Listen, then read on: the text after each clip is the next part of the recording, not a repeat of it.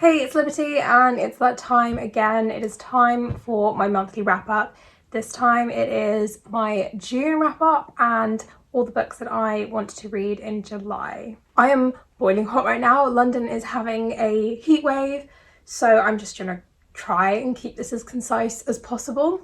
If you like it, do give it a thumbs up, and I make videos all about books, history, personality, etc. So do check them out and subscribe if you want to. I'm gonna get straight into it. The first book I read in June was Gallant by V.E. Schwab.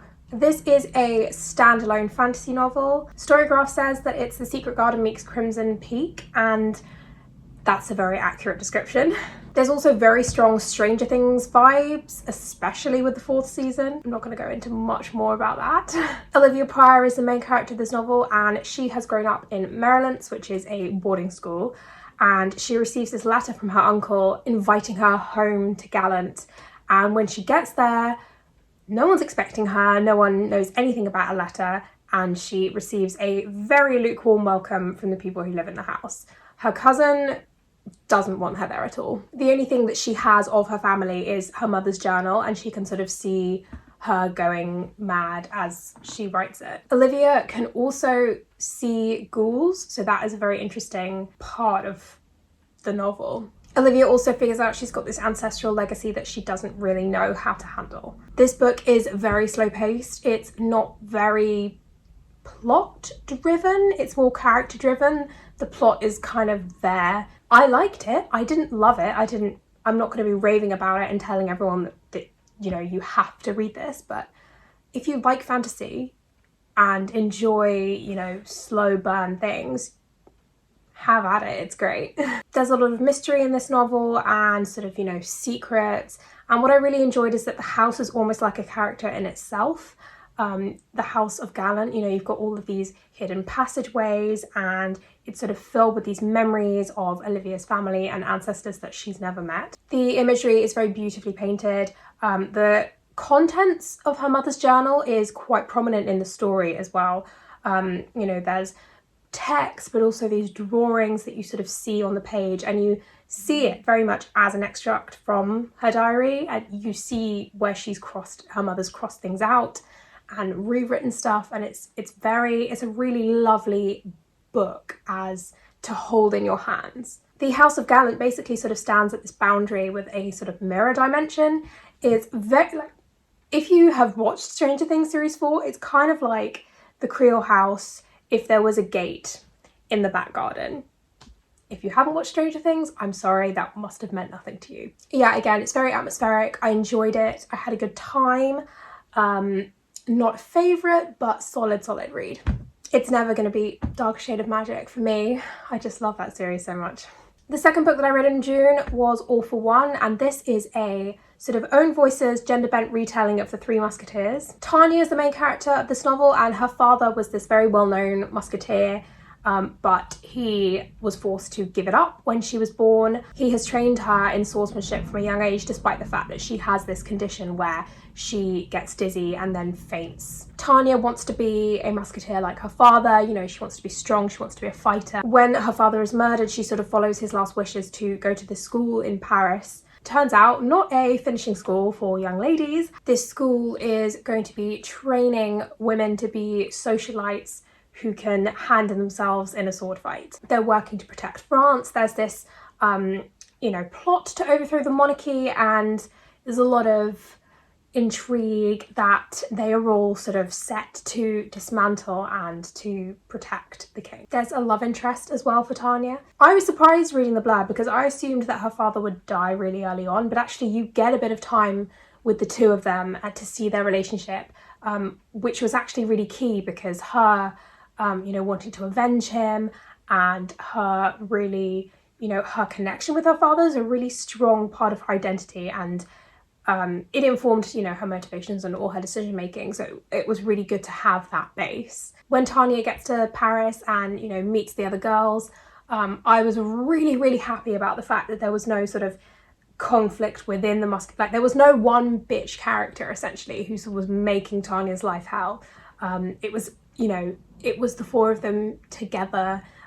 They were sisters, and I really really appreciated that. I enjoyed Tanya as a main character. I related to her struggle a fair bit, and I enjoyed watching her, you know, find her feet and, you know, realise that strength does not always equal, you know, physical strength, which sounds cliche, but actually they did it really well in this novel. So it was, you know, nicely paced. All in all, yeah, enjoyable read.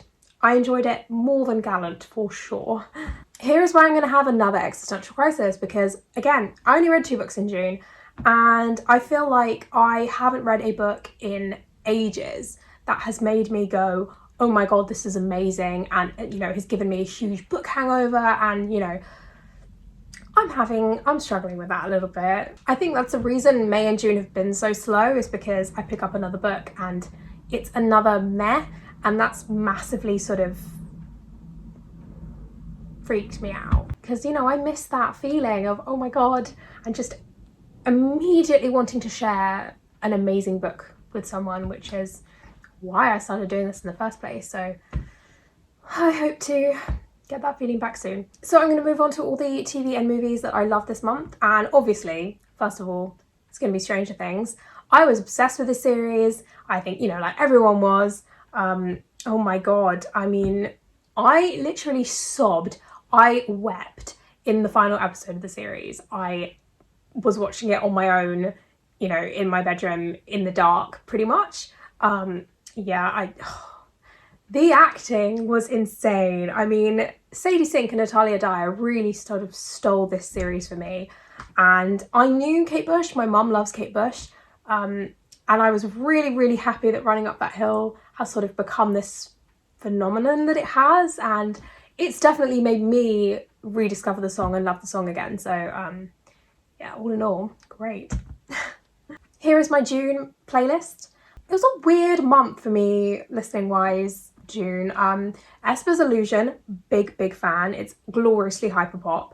But also I had a lot of, you know, going back and listening to old favourites. Take Me Home, for example, like when I went to the 80s concert, I just for some reason couldn't stop listening to it in June, going back and looking at my concert videos. So yeah, real mix was June. So now on to my July TBR. And the first book is Lucky Caller, and the main character of this book is Nina, and she's in her senior year at high school. She decides to take a radio broadcasting class thinking that it's going to be easy, but it turns out to be a big mess. The team that she's working with are a real collection of people with absolutely nothing in common. One of whom is Nina's childhood friend, Jamie, and she really just wanted to, you know, avoid them as much as possible because just very awkward. The show is messy. There are internet rumours that sort of set 2 fandoms potentially, you know, turning against them. And this novel is about chaos, mistakes, and how much does having control over things really matter anyway. I love radio, you know, groups of people coming together that are completely different. It's all right up my street. So I'm hoping this is going to be the one to sort of, you know, give me that little sparkle again. Next on my TBR is The Devil's Consort by Anne O'Brien. I love Anne O'Brien's books. I've read quite a few of them at this point. She writes historical fiction set in medieval Britain. And this one is by Eleanor of Aquitaine, who was the Queen of England and wife of Henry II. But before that, she was the Queen of France. I love Eleanor of Aquitaine. I can't believe there aren't 100 films made about her at this point. She's amazing. She becomes an orphan at a young age. Her father has betrothed her to he becomes the King of France, but he was destined for the church, Louis. And he, so is a deeply religious man, and people consider him to be quite weak. And there's a real clash of personalities in that marriage, and they end up going on a crusade together. And this novel is all about her sort of young adulthood.